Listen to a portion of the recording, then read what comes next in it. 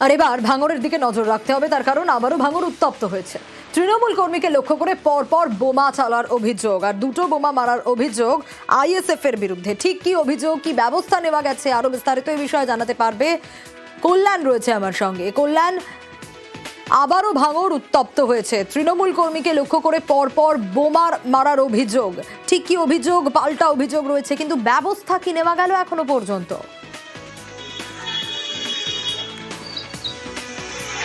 একেবারেই সোনিয়া, জানিয়ে রাখি, যত বিধানসভা ভোট এগিয়ে আসছে ততই কিন্তু ধীরে ধীরে উত্তপ্ত হয়ে উঠছে ভাঙড়। গত রাতে কিন্তু যে ছবি ফুটে উঠেছে, তৃণমূল কর্মীকে লক্ষ্য করে বোমা ছোড়ার অভিযোগ উঠেছে আইএসএফ এর বিরুদ্ধে।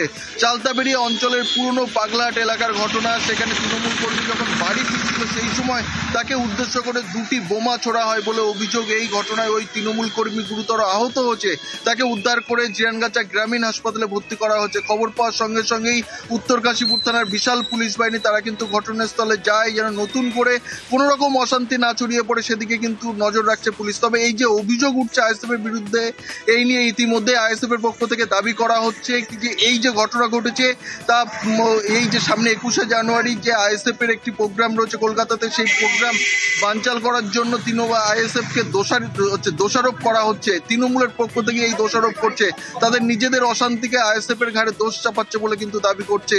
যদিও এই ঘটনায় উত্তর কাশীপুর থানায় ইতিমধ্যেই লিখিত অভিযোগ দায়ের হয়েছে, পুলিশ লিখিত অভিযোগের ভিত্তিতে তদন্ত শুরু করেছে। সোনিয়া, বেশ। কাজ করি কচুয়াতে ফিরছিল, স্কুল মাঠ টার্নিং এ আমার উপরে আক্রমণ হয়। প্রথমে একখানা বোম চার্জ করে, আমি পড়ে যাই। ফের ছুটে পালাবার সময় ফের একটা বোম চার্জ করে। পন্থে ছুটা পালাবার পরে আমার ওই খালাতো ভাই দোকান আছে, ওই দোকানে গিয়ে আমি অজ্ঞান হয়ে যাই। কারা করবে? আমাদের এখানে আইএসএফ রাই আছে, আইএসএফ ছাড়া আর কে করবে? আমরা টিএমসি করি। কালকে আমাদের প্রতিষ্ঠা দিবস, সেইটাকে রোখার জন্য, সাধারণ মানুষকে আতঙ্কিত করার জন্য ওরা নিজেরা এই বোমা ফাটিয়েছে। বোমা বন্দুকের রাজনীতি যেটা শুরু করেছে, আইএসএফ কে দমাতে ওরা পারবে না। ওরা নিজেদের বোমা নিজেরা ফাটিয়েছে, যে কোনো ভাবে মারতে গিয়ে হোক আর ফাটাতে গিয়ে হোক, এটা হয়েছে। এই ধরনের কার্যকলাপ করার মতো লোক আমাদের ওখানে নেই। মাটিয়ায় যুবক খুনে গ্রেপ্তার নাবালক। গতকাল কলেজ ছাত্রের দেহ উদ্ধার ঘিরে তুলকালাম অবস্থা। উপপ্রধানের বাড়ি, গাড়িতে ভাঙচুর, আগুনের দেওয়ার অভিযোগ।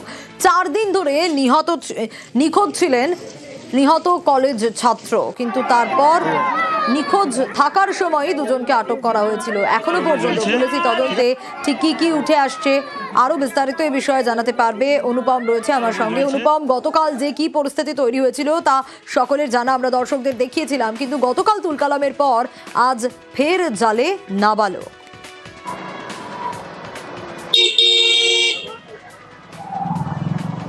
হ্যাঁ দেখো, গতকাল যে রিয়াজ মন্ডল বলে যে যুবককে শিপুলিয়া থেকে একটি আমবাগানের ভেতরে একটি পরিত্যক্ত ডোবা থেকে তার মৃতদেহ উদ্ধার হয়, এবং সেই মৃতদেহ উদ্ধারের পর এলাকার রণক্ষেত্র তৈরি হয়। স্থানীয় যে উপপ্রধান পিন্টু মন্ডলের বাড়িতে আগুন ধরিয়ে দেওয়া হয়, তার গাড়িতে আগুন ধরিয়ে দেওয়া হয়, এবং পিন্টু মন্ডল সহ দোষীদের গ্রেপ্তারের দাবি তোলেন। এবং সেই নিয়ে গতকাল রাতে সালমান মন্ডল বলে একজনকে গ্রেপ্তার করে, এবং আজ তাকে পুলিশি হেফাজত চেয়ে বরিশাল মহকুমা আদালতে তোলার পর 10 দিনের পুলিশি হেফাজত পেয়েছে, এবং সেই মুহূর্তে পুলিশি হেফাজতে রয়েছে, তাকে জিজ্ঞাসাবাদ করছে। অন্যদিকে আজকে রিয়াজ মন্ডল বলে যে ছেলেটি মারা গেছিল, যে যুবক মারা গেছিল, তার দেহ আজকে গ্রামে ফিরতেই কিন্তু এলাকার রণক্ষেত্র আবার তৈরি হয়ে যায়। এলাকার মানুষ খোলাপোতা মালঞ্চ যে রোড, সেই রোডে আগুন জ্বালিয়ে রাস্তা অবরোধ করে দেহ আটকে রীতিমতো বিক্ষোভ দেখাতে শুরু করে। তাদের যেটা মূলত দাবি ছিল যে এই যে উপপ্রধান পিন্টু মন্ডল সহ যে আর বাদ বাকি যেসব দোষীরা রয়েছে তাদেরকে অবিলম্বে গ্রেপ্তার করতে হবে, নাহলে তারা এই অবরোধ তুলবে না। এবং শুধু পিন্টু মন্ডলকে গ্রেপ্তার করলে হবে না, পিন্টু মন্ডলের যে উপপ্রধানের যে পদ, সেই পদের থেকেও তাকে খারিজ করতে হবে, এমনটাই কিন্তু দাবি করছিল। এবং তারপরে সেখানে আসে মাটিয়া থানার পুলিশ। মাটিয়া থানার পুলিশ আসলেই পুলিশকে ঘিরে রীতিমতো বিক্ষোভ দেখাতে শুরু করে এলাকার মানুষ, এবং মাটিয়া থানার পুলিশ মাইকিং করে বিক্ষোভকারীদেরকে কিন্তু বোঝানোর চেষ্টা করে। অতঃপর মাটিয়া থানার পুলিশ কথা দেয় যে অবিলম্বে পিন্টু মণ্ডল উপপ্রধান সহ আর বাদ বাকি যেসব অভিযুক্তরা রয়েছে তাদেরকে গ্রেপ্তার করা হবে এবং তারপরেই কিন্তু রাস্তা অবরোধ তোলে বিক্ষোভকারীরা এবং যে দেহ সেই দেহটি কিন্তু এই মুহূর্তে তাদের বাড়িতে নিয়ে যাওয়া হয়েছে এবং আর কিছুক্ষণের মধ্যেই সেই দেহ সৎকার হবে এবং এই মুহূর্তে কিন্তু এলাকা যথেষ্ট থমথমে। তবে এলাকার মানুষ যারা আজকে বিক্ষোভ করেছিল তারা কিন্তু পরিষ্কারভাবে যেটা জানিয়েছে যে যদি 24 ঘন্টার মধ্যে যদি এই পিন্টু মণ্ডল সহ বাদ বাকি যেসব অভিযুক্তরা রয়েছে তাদের যদি গ্রেপ্তার করা না হয় তাহলে কিন্তু আরো বৃহত্তর আন্দোলনে নামবে বলে কিন্তু একেবারে বেশ। মালদায় উদ্ধার প্রচুর অস্ত্র, গ্রেপ্তার করা হয়েছে দুজনকে। উদ্ধার হয়েছে 10টা পাইপ গান, 5টি 7mm এবং 25 রাউন্ড কার্তুজ। আরো বিস্তারিত এই বিষয়ে জানবো সেবকের কাছ থেকে। সেবক, পুলিশের কি অনুমান, কোথা থেকে এই বিপুল পরিমাণ অস্ত্র কোথা থেকে আসছিল, কি জানা যাচ্ছে এখনো পর্যন্ত?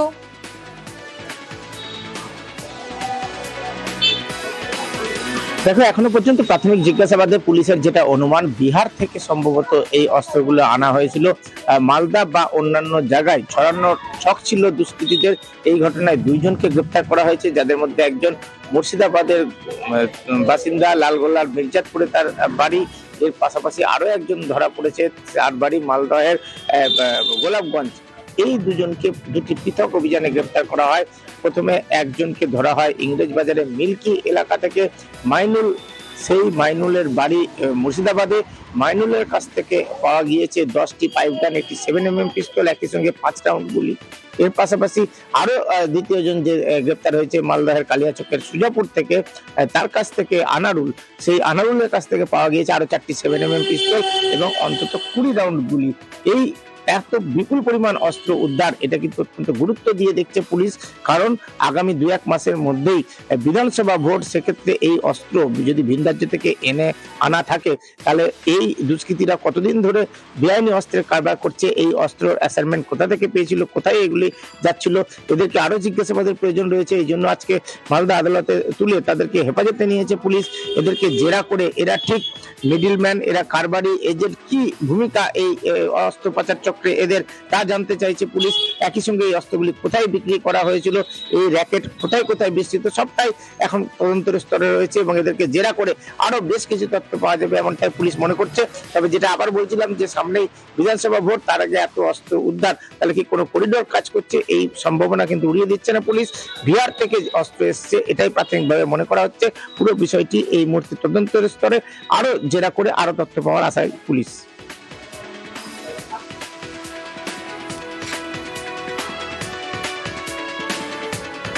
পাঁচটা 7mm এবং 10টা কান্টিমেট পাইপ গান রিকভারি করি 2টো জায়গা থেকে, একটা কালিয়াচকে সুজাপুর থেকে অ্যাজ ওয়েল অ্যাজ ইংলিশ বাজারের মিল্কি থেকে। এই 2 জায়গা থেকে 2 জন অ্যারেস্টেড অ্যাকিউজড, একজন মোহাম্মদ আনারুল হক, ওর একটি দোকান থেকে আমরা 4টা 7mm পিস্তল এবং 20 রাউন্ড 7mm এর যে কাটিজ সেটা রিকভারি করি। তার সাথে 8টা ম্যাগজিন পাই আমরা 7mm পিস্তলের।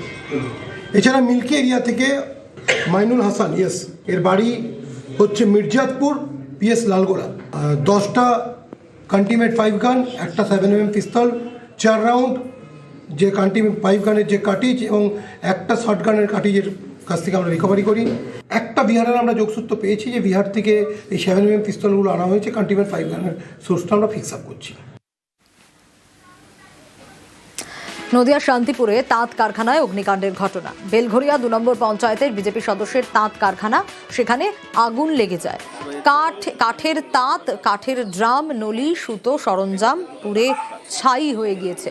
আরো বিস্তারিত এই বিষয়ে জানাতে পারবে রঞ্জিত রয়েছে আমার সঙ্গে।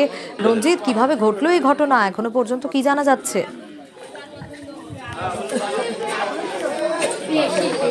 দেখো, শান্তিপুর ব্লকের বেলঘরিয়া 2 নম্বর গ্রাম পঞ্চায়েতের বিজেপি পঞ্চায়েত সদস্য পবিত্র বিশ্বাস এবং তিনি এই পঞ্চায়েতেরই বিরোধী দলনেতা। তার যেটা অভিযোগ যে আজ সকালবেলা তিনি স্থানীয়দের চিৎকারে তার ঘুম ভাঙে, দেখে যে তার যে বাড়ির সংলগ্ন যে তাঁতের কারখানা রয়েছে সেটি একেবারে আগুনে ভস্মীভূত হয়ে গেছে।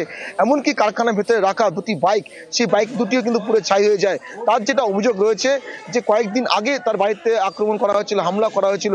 সিসিটিভি ফুটেজ দেখলেই পরিষ্কার হয়ে যাবে কে বা কারা এসে এই অগ্নিসংযোগ ঘটায়। যদিও এই ঘটনা নিয়ে বিজেপি সরব হয়েছে, দীর্ঘক্ষণ তারা আজ বিকেলে শান্তিপুর থানা এবং রাস্তা সেখানে অবরোধ করে, টায়ার জ্বালিয়ে তারা আগুন লাগিয়ে তারা অবরোধ করে। তাদের যেটা অভিযোগ যে এর আগেও পবিত্র বিশ্বাসের বাড়িতে হামলা চালানো হয়েছিল তৃণমূল কংগ্রেস আশ্রিত দুষ্কৃতীদের বিরুদ্ধে, সেই অভিযোগ তুলছে বিজেপির পক্ষ থেকে, এবং এখনো পর্যন্ত কাউকে গ্রেপ্তার করেনি পুলিশ। এবং 24 ঘন্টার মধ্যে দুষ্কৃতীদের গ্রেপ্তার করতে হবে, যারা দোষী এর সাথে যুক্ত রয়েছে তাদেরকে গ্রেপ্তার করতে হবে, বৃহত্তর আন্দোলনে যাবে। এবং পবিত্র বিশ্বাস সকালে একই দাবি করেছে যে এর আগেও তার বাড়িতে হামলা চালানো হয়েছিল, এবং আজকে যে ঘটনা ঘটেছে সেটা সিসিটিভি ফুটেজ খতিয়ে দেখলেই বোঝা যাবে যে এটা আগুন লেগেছে নাকি কেউ লাগিয়ে দিয়েছে।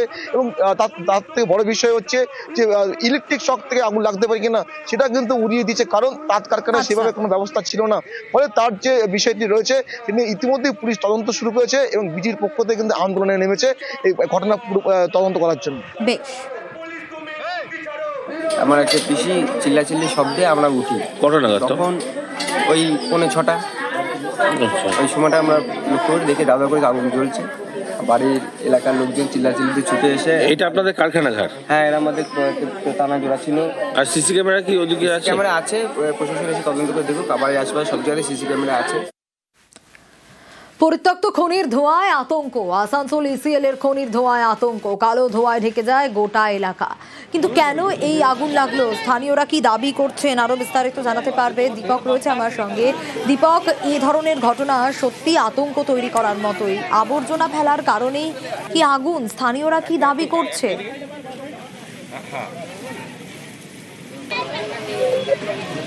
দেখো, আসানসোলের ডাবরা অঞ্চলের নিউ ঘোষিত এই কয়লা খনি ইসিএল এই কয়লা খনিকে বেশ কয়েক বছর আগে বন্ধ করে দেয়।